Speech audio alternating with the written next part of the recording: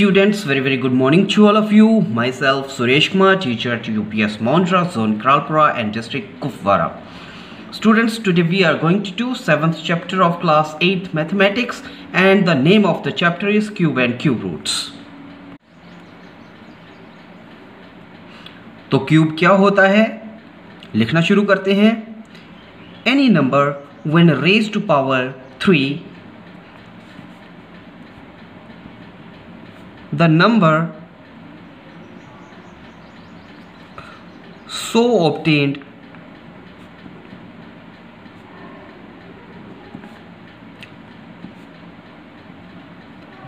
is called cube number or simply cube. उसको हम cube number कह सकते हैं या फिर सिंपली उसको हम क्यूब कह सकते हैं. क्या कह सकते हैं उसको? क्यूब कह सकते हैं. तो क्यूब होता क्या है? जब हम किसी नंबर की रेज टू पावर 3 लिखते हैं. ठीक है, मान लेते हैं हमारे पास कोई नंबर है a. क्या है हमारे पास? कोई नंबर a है. अगर इसकी मैं रेज टू पावर 3 करूं तो जो भी मुझे रिजल्ट हासिल होगा, मान लेते हैं मुझे b हासिल हो रहा है. When a is raised to power 3, we are getting b as its solution or b as its result. Then b will be called cube number or cube. या तो मैं इसको क्या कहूँगा? क्यूब नंबर कहूँगा या फिर इसको मैं क्यूब कह सकता हूँ. अब जिस नंबर की हमने रेज टू पावर 3 लिखी है उसको हम बेस कहते हैं. जैसा कि हम स्क्वायर एंड स्क्वायर रूट्स के बीच में पढ़ चुके हैं, किसी भी नंबर की रेज टू पावर जब हम लिखते हैं तो वो नंबर जिसकी रेज टू पावर हम कर रहे हैं वो नंबर बेस कहलाता है. यहाँ पर भी a जो होगा वो बेस कहलाएगा. इस केस में भी a क्या है? बेस है. ठीक है, और ये 3 जो मैं यहाँ पर लगा रहा हूँ as a power, as a cube, इसको मैं एक्सपोनेंट कहूँगा.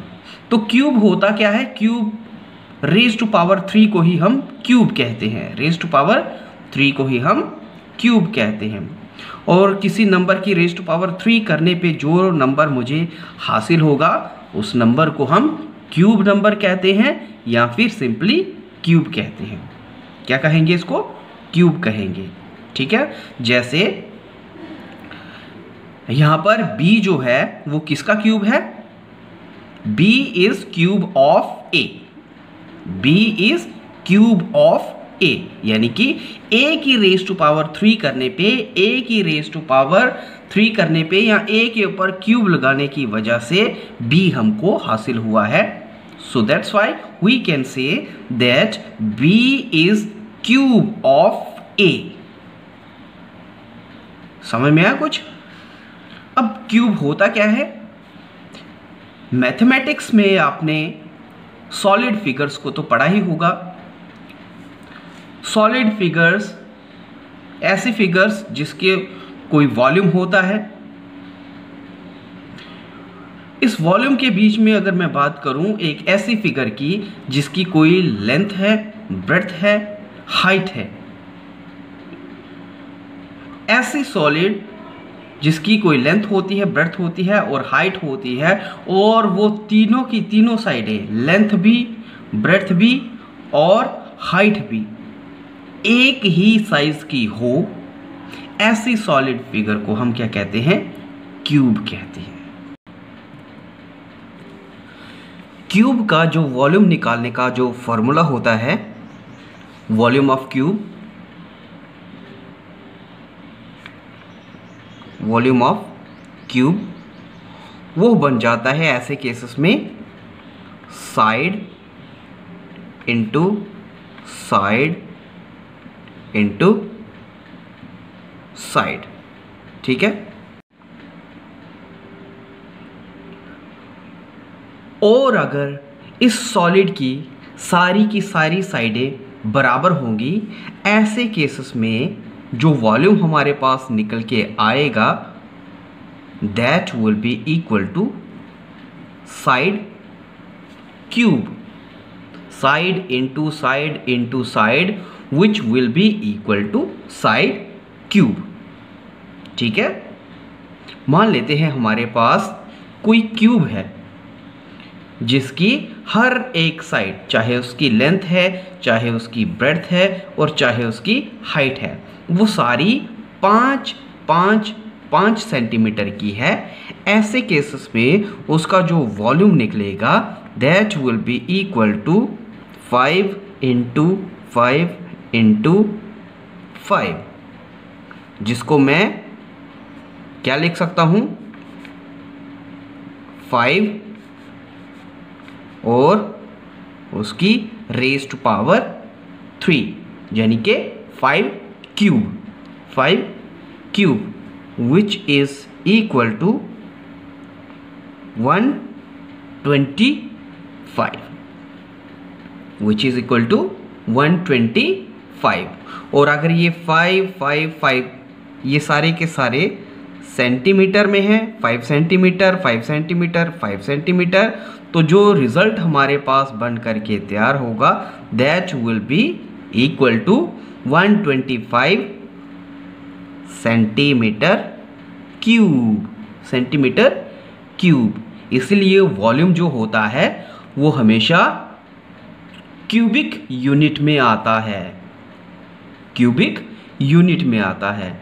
अगर सेंटीमीटर में होगी लेंथ तो सेंटीमीटर क्यूब बनेगा, अगर मिलीमीटर में होगी लेंथ तो मिलीमीटर क्यूब बनेगा, और अगर सारी की सारी लेंथ्स जो है वो किलोमीटर्स में होंगी तो किलोमीटर क्यूब में इसका यूनिट आएगा। इसीलिए इसको यूनिट क्यूब में मेज़र किया जाता है वॉल्यूम को।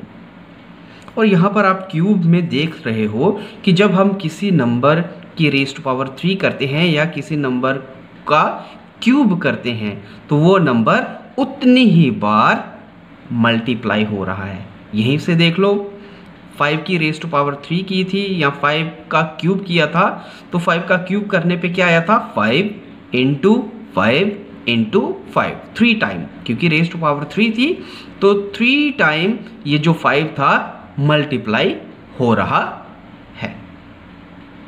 ठीक है, तो रेज़ टू पावर 3 जो होती है वो ये बताएगी कि कोई नंबर कितनी बार मल्टीप्लाई हो रहा है।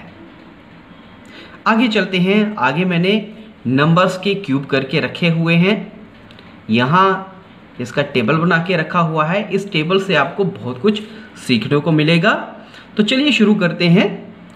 देखो 1 है, 1 का अगर मैं क्यूब करता हूँ तो क्या आएगा, 1 इंटू 1 इंटू 1, 1 इंटू 1 इंटू 1, जो कि किसके बराबर होता है, 1 के बराबर होता है। 2 का अगर मैं क्यूब करूँगा तो क्या बनेगा, वो 2 इंटू 2 इंटू 2, 3 बार जो 2 है वो मल्टीप्लाई होगा और रिजल्ट क्या बनेगा, 2 इंटू 2 4, 4 इंटू 2 8। ठीक है, और 3 का क्यूब करूँगा तो क्या बनेगा, 3 into 3 into 3 which is equal to 27। 4 का क्यूब करूँगा तो क्या बनेगा, 4 इंटू 4 इंटू 4 64। 5 का क्यूब करूँगा तो क्या बनेगा, 5 into 5 into 5 which is equal to 125। 6 का क्यूब करूँगा तो क्या बनेगा, 6 into 6 into 6 which is equal to 216। 7 का क्यूब करूँगा तो क्या बनेगा, 7 into 7 into 7 which is equal to 343। 8 का क्यूब करूँगा तो क्या आएगा, 8 into 8 into 8 which is equal to 512। 9 का क्यूब करूँगा तो क्या आएगा, 9 इंटू 9 इंटू 9, क्या बनेगा, 729। वैसे ही 10 का क्यूब करूँगा तो क्या आएगा, 10 into 10 into 10 which is equal to 1000, which is equal to 1000। यहाँ पर एक चीज़ आपको और बताना चाहूँगा कि ये जो हमारे पास नंबर हासिल हो रहे हैं, ठीक है, after raising the power 3 of given number करने पे जो रिजल्ट हमको हासिल हो रहा है, जिसको हम क्यूब कह रहे हैं या क्यूब नंबर कह रहे हैं, उस क्यूब नंबर का अगर मुझसे पूछा जाए कि बेस क्या होगा, तो वो नंबर जिसकी हम रेज टू पावर 3 कर रहे हैं वो उस नंबर का बेस कहलाएगा। और साथ ही साथ हम ये भी कह सकते हैं, आगे जाके आप पढ़ोगे, कि किसी क्यूब नंबर का जो क्यूब रूट होता है, जैसे स्क्वायर नंबर का स्क्वायर रूट होता है, वैसे ही क्यूब नंबर का क्यूब रूट भी होता है, आगे हम पढ़ेंगे। तो वो क्यूब रूट क्या होगा, वही नंबर होगा जिसकी हम रेज टू पावर 3 कर रहे हैं। साथ ही साथ एक इंटरेस्टिंग इसके बीच में फीचर और भी है, जो कि आगे जाके आपको क्यूब नंबर्स का क्यूब रूट गेस करने में मदद करेगा। देखो 1 का जब आप क्यूब कर रहे हो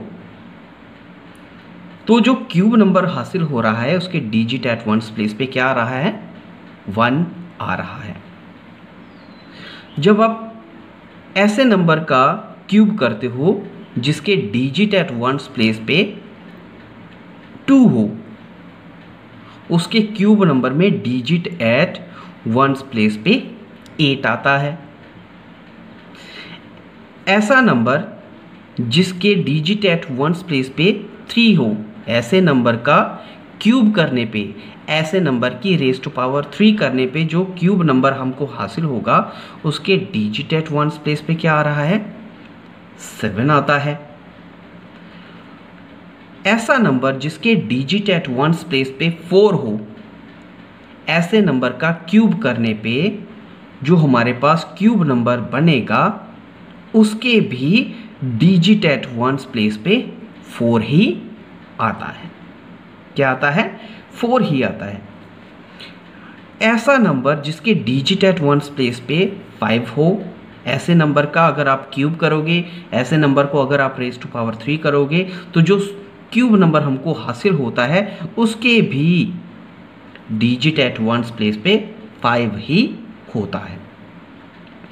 ऐसा क्यूब नंबर जिसके डिजिट एट वंस प्लेस पे 6 होता है, उसके स्क्वायर रूट के बीच में डिजिट एट वंस प्लेस पे 6 ही होता है। इन्वर्सली जा रहा हूं मैं यहां पर। या आप ये भी कह सकते हो कि ऐसा नंबर जिसके डिजिट एट वंस प्लेस पे 6 होता है, ऐसे नंबर की रेज टू पावर 3 करने पे जो क्यूब नंबर बनेगा उसके भी डिजिट एट वंस प्लेस पे 6 ही होता है। अब 7 वाले को देख लो। ऐसा नंबर जिसके डिजिट एट वंस प्लेस पे 7 होता है, उसके क्यूब नंबर में या उससे बनने वाला जो क्यूब नंबर होगा उसके डिजिट एट वंस प्लेस पे 3 होता है। ऐसा नंबर जिसके डिजिट एट वंस प्लेस पे 8 है, ऐसे नंबर का क्यूब करने पे, ऐसे नंबर की रेज टू पावर करने पे, रेज टू पावर 3 करने पे जो क्यूब नंबर बनेगा उसके डिजिट एट वंस प्लेस पे 2 आता है। ऐसा नंबर जिसके डिजिट एट वंस प्लेस पे 9 हो, ऐसे नंबर का क्यूब करने पे जो क्यूब नंबर बनेगा उसके डिजिट एट वंस प्लेस पे 9 ही होता है। अब देखो 0 वाले नंबर की बात करें, 10 आ रहा है यहाँ पर। ऐसा नंबर जिसके डिजिट एट वंस प्लेस पे 1 0 हो, 10 के केस में एक ही 0 है ना, 1 0 हो, ऐसे नंबर का जब आप क्यूब करोगे तो जो क्यूब नंबर आपको हासिल होता है वहाँ पर 1 0 से 3 0 बन जाते हैं। 1 0 से क्या बनेगा, 3 0 बन जाते हैं। जैसे यहाँ पर 1 0 था, इसके क्यूब नंबर के बीच में 3 0 आ रहे हैं। अगर यहाँ पर 2 0 होते तो बताओ कितने होते, यहाँ पर कितने 0 आते, 6 0 आते। कितने 0 आते, 6 0 आते। और अगर यहाँ पर 3 ज़ीरो होते, यानी कि अगर यहाँ पर 10 की जगह 1000 होता, 1000 में 3 ज़ीरो आते हैं, तो उसके क्यूब नंबर के बीच में कितने ज़ीरो होते हैं? उसके क्यूब नंबर के बीच में 9 ज़ीरो होते। तो यहाँ से आपको एक चीज़ तो देखने को मिल रही है कि जब हमारे पास, चलो मैं टेबल बना के लिखूँगा, जब हमारे पास, यहाँ पर लिखूँगा मैं क्या, डिजिट ऑफ वंस प्लेस, ठीक है, ऑफ क्यूब रूट या फिर बेस कह लो, उसका डिजिट एट वंस प्लेस का नंबर, और यहाँ पर दूसरी साइड में क्या बना रहा हूँ,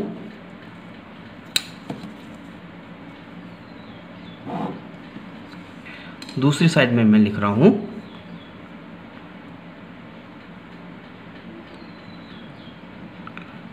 digit of ones place in cube number, cube number कह लो या सिंपली क्यूब कह लो। तो देखो जब हमारे पास डिजिट एट वंस प्लेस पे 1 होता है क्यूब रूट में या फिर बेस में, तो हमारे पास जो क्यूब नंबर बनता है उसके भी डिजिट एट वंस प्लेस पे 1 ही होता है। जब हमारे पास किसी नंबर के डिजिट एट वंस प्लेस पे 2 आता है, उसका अगर क्यूब करें तो जो क्यूब नंबर हासिल होगा उसके डिजिट एट वंस प्लेस पे 8 होता है। जब हमारे पास ऐसा बेस हो जिसके डिजिट एट वंस प्लेस पे 3 हो, तो जो उसका क्यूब नंबर बनेगा उसके डिजिट एट वंस प्लेस पे 7 होता है। जब हमारे पास ऐसा नंबर हो जिसके डिजिट एट वंस प्लेस पे 4 है, ऐसे नंबर का अगर आप क्यूब करोगे तो जो क्यूब नंबर हासिल होगा उसके भी डिजिट एट वंस प्लेस पे 4 ही होगा। ऐसा नंबर जिसके डिजिट एट वंस प्लेस पे 5 है, ऐसे नंबर का अगर आप क्यूब करते हो तो जो क्यूब नंबर बनेगा उसके भी डिजिट एट वंस प्लेस पे 5 ही होता है। ऐसा नंबर जिसके डिजिट एट वंस प्लेस पे 6 है, ऐसे नंबर का अगर आप क्यूब करोगे तो जो क्यूब नंबर हमको हासिल होता है उसके भी डिजिट एट वंस प्लेस पे 6 ही होता है। ऐसा क्यूब रूट या फिर ऐसा बेस जिसके डिजिट एट वंस प्लेस पे 7 हो, ऐसे नंबर का अगर आप क्यूब करते हो तो जो क्यूब नंबर हासिल होगा उसके डिजिट एट वंस प्लेस पे 3 होता है। ऐसा नंबर जिसके डिजिट एट वंस प्लेस पे 8 हो, ऐसे नंबर का अगर आप क्यूब करोगे तो जो क्यूब नंबर हासिल होगा उसके डिजिट एट वंस प्लेस पे 2 होता है। ऐसा नंबर जिसके डिजिट एट वंस प्लेस पे 9 हो, ऐसे नंबर का अगर आप क्यूब करोगे तो जो क्यूब नंबर हासिल होगा उसके डिजिट एट वंस प्लेस पे भी 9 ही होगा। और ऐसा नंबर जिसके डिजिट एट वंस प्लेस पे 1 ज़ीरो होगा, ऐसे नंबर का अगर आप क्यूब करोगे तो ऐसे नंबर का क्यूब करने पे जो क्यूब नंबर हासिल होगा उसके लास्ट में, ठीक है, राइट हैंड साइड वाली साइड में 1 ज़ीरो से 3 ज़ीरो बने हुए मिलेंगे। ठीक है, यानी कि अगर बेस के बीच में राइट हैंड साइड पे 1 ज़ीरो है, फार मोस्ट राइट हैंड साइड, ठीक है, एक्सट्रीम राइट साइड पे 1 ज़ीरो होगा तो उसके क्यूब नंबर के बीच में एक्सट्रीम राइट साइड पे 3 ज़ीरो होंगे। अगर 2 ज़ीरो होंगे यहाँ पर तो यहाँ पर 6 ज़ीरो होंगे। अगर यहाँ पर 3 ज़ीरो होंगे तो यहाँ पर 9 ज़ीरो होंगे। ठीक है, तो इस तरीके से यहाँ पर पैटर्न समझने पे या फिर इस टेबल को समझने पे आपको दो चीज़ों का गैस तो हो ही जाएगा। सबसे पहला गैस जो होगा, आप ये कह सकते हो कि अगर आपके पास कोई बेस है जिसके डिजिट एट वंस प्लेस पे 1 आता है, ऐसे नंबर का जो क्यूब नंबर बनेगा उसके भी डिजिट एट वंस प्लेस पे 1 ही आना चाहिए। या फिर ऐसा नंबर जिसके डिजिट एट वंस प्लेस पे 2 है, उसके क्यूब नंबर में डिजिट एट वंस प्लेस पे 8 आना चाहिए। ठीक है। या फिर ऐसा नंबर जिसके डिजिट एट वंस प्लेस पे 3 है, उसके क्यूब नंबर के बीच में डिजिट एट वंस प्लेस पे 7 आना चाहिए। तो इसी तरीके से बाकी वाले नंबरों को भी अगर हम देखें तो क्यूब नंबर की एक खास बात हमको नज़र आती है। जो भी क्यूब नंबर होगा उसके डिजिट एट वंस प्लेस पे या तो 8 होगा, या फिर 1 होगा, या फिर 7 होगा, या फिर 4 होगा, या 5, या 6, या 3, या फिर 2, या फिर 9, या फिर 000, 60, 90। ऐसे डिजिट उसके अगर एक्सट्रीम राइट साइड पे आते होंगे तो ऐसा नंबर जो होगा वो परफेक्ट क्यूब हो सकता है। क्या हो सकता है? वो परफेक्ट क्यूब हो सकता है। और जिस नंबर के डिजिट एट वंस प्लेस पे इस तरीके का अरेंजमेंट ना हो, मतलब उसके डिजिट एट वंस प्लेस पे 1 नहीं है, या फिर 8 नहीं है, या फिर 7 नहीं है, या फिर 4 नहीं है, या फिर 5 नहीं है, या फिर 6 नहीं है, या 3 नहीं है, या फिर 2 नहीं है, या फिर 9 नहीं है, या फिर 000 नहीं है, ऐसे नंबर कभी भी परफेक्ट क्यूब नहीं हो सकते। ठीक है, ऐसे नंबर्स कभी भी परफेक्ट क्यूब नहीं हो सकते हैं। तो परफेक्ट क्यूब के डिजिट एट वंस प्लेस पे क्या क्या आता है, अगर मैं उसको अरेंज करूं इन द असेंडिंग ऑर्डर, तो क्या क्या हो सकता है? 1 हो सकता है। अगर डिजिट एट वंस प्लेस पे 1 आ रहा है तो मतलब वो परफेक्ट क्यूब हो सकता है, लेकिन ये सिर्फ गेस है। 2 हो तो परफेक्ट क्यूब हो सकता है, लेकिन अगेन गेस है। 3 हो तो परफेक्ट क्यूब हो सकता है, अगेन गेस है। 4 हो तो परफेक्ट क्यूब हो सकता है। 5 हो तो परफेक्ट क्यूब हो सकता है। 6 हो तो परफेक्ट क्यूब हो सकता है। 7 हो तो परफेक्ट क्यूब हो सकता है। 8 हो तो परफेक्ट क्यूब हो सकता है। 9 हो तो परफेक्ट क्यूब हो सकता है। और 3 0 आए तो परफेक्ट क्यूब हो सकता है। मतलब कोई भी अगर आपको नंबर दिया गया होगा, उसके डिजिट एट वंस प्लेस पे ये सारे नंबर तो आएंगे ही। ये तो 1 से लेके 9 तक और 0 तक हो गया, यानी कि कोई भी नंबर जो है वो परफेक्ट क्यूब हो ही सकता है। आप उसको सिर्फ देख करके नहीं कह सकते कि वो परफेक्ट क्यूब नहीं है। यहाँ पर तो सभी डिजिट आ रहे हैं। 1 होगा तो भी परफेक्ट क्यूब हो सकता है, 2 होगा तब भी परफेक्ट क्यूब हो सकता है, 3 होगा, 4 होगा, 5 होगा, 6 होगा, 7 होगा, 8 होगा, 9 होगा तब भी परफेक्ट क्यूब हो सकता है। लेकिन हाँ, 0 के केस में आप बता सकते हो कि वो परफेक्ट क्यूब है कि नहीं है। अगर उसके एक्सट्रीम राइट साइड में सिर्फ एक ही 0 है तो वो परफेक्ट क्यूब नहीं होगा। 2 0 हैं तो आप डेफिनेटली कह सकते हो कि वो परफेक्ट क्यूब नहीं है। लेकिन अगर 3 0 हैं तो आप कह सकते हो कि हाँ भाई हो सकता है, ये परफेक्ट क्यूब हो सकता है। 4 0 होंगे तो परफेक्ट क्यूब नहीं है। 5 0 होंगे परफेक्ट क्यूब नहीं है। लेकिन अगर 6 0 होंगे तो आप कह सकते हो कि वो परफेक्ट क्यूब हो सकता है। ठीक है, तो यहाँ से आपको एक गेस मिल रहा है।